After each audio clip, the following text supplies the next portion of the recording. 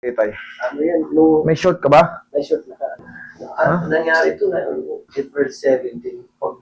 Itong taon lang na to. Po, Ngayon, anong ginawa nyo? pag baba ko ng sa papuntang dagat, na-slide ako slide na una ito. Umikot ako. Na parang napilipit, gano'n. Para pili. Ngayon, magmula nung April 17, namaga po ba yan? Hindi siya totally namaga. Hindi na maga. Kaya lang, Hindi ko siya hindi mo may tupi. may tubig dahan-dahan. Tapos, Ngayon, katagalan, nawala. Yung ang ano ko lang, yung pag-akit ko ng hagdanan. hindi mo kaya. Hindi ko maano ito. Kailangan pag-akit ko isa-isa lang. Okay, sige, higa kayo.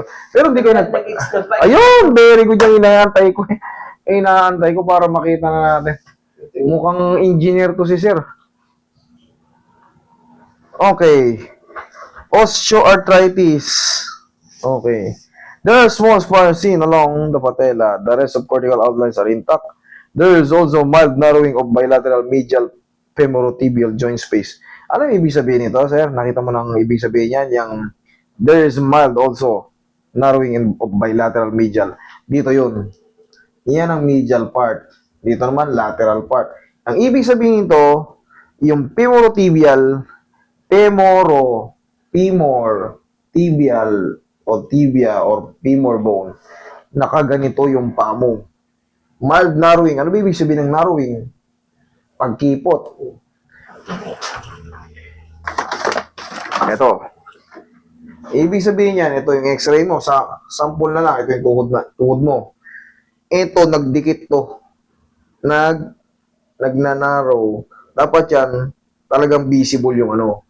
Ngayon, siyempre, pag umiipit yun dito, siyempre, may mga meniscus na tinatawag dyan. Meron tinatawag din nakakross dyan sa gitna, ACL, PCL. Pag masyado siyang magkalapit or nakukompress yung medial part, hindi mo talaga maididiin yan kasi nakaipit yung ligament sa loob. Pero pag nakalag ko yun, makakakit ka na sa agad. Osteoarthritis. Ayan tugmang-tugma. Gaya ng sabi ko, tingnan mo rito, luwag. Ito. Yan ang ano. Dito, luwag, di ba, luwag? Ganito kalaki, iusog ko lang. Tingnan mo yan. Tugma. Yan ang ibig sabihin ng ano. Ngayon, siyempre, lumabas din dyan, osteoarthritis. Pero that is sign of ano. Lahat naman tayo. Kakambal na natin yan. Higa ka dyan. Ang mahalaga, nakita natin yung ano. Sige, higa ka dyan. Hindi mo may hagdan. Masakit yan.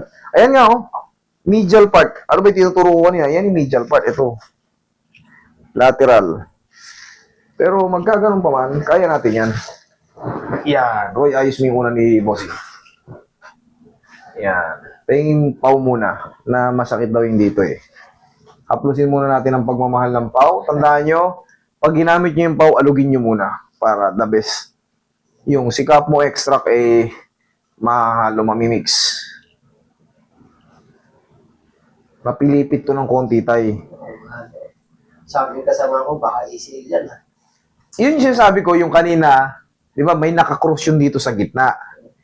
ACL, PCL. Kaya hindi mo maidiin ng todo kasi nakaipit sila. Pero anong the best na gagawin dito? Aalog-alugin ko lang ito mamaya. Isusubok natin sa hagdan. Di ba ang hakbang mo sa hagdan? Parang 1. Hindi yung 1, 2, 3. Yung may sakit ka. Masakit. Sige. Konti na lang. Pero parang nangatwiran na parang ano lang ito mamaya. Para ka lang nagdahilan. Tingnan mo. Madali lang tong kaso mo. Kulang lang to sa ano. Yanig. Sa banig.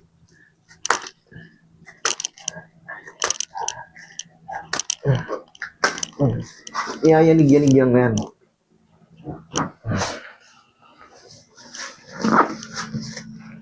Relax lang.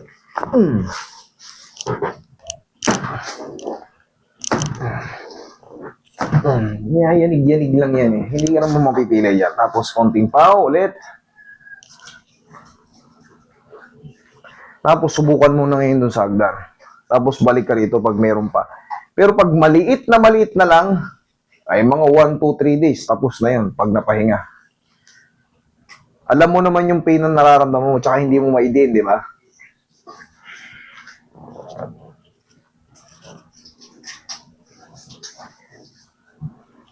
Pag may sumasakit sa tuhod nyo, tigasan mo to. Sipa mo.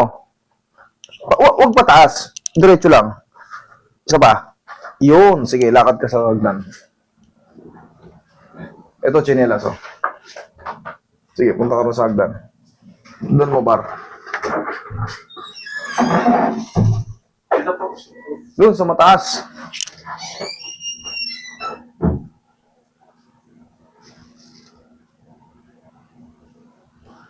Sometimes when there's low, and heart can mend.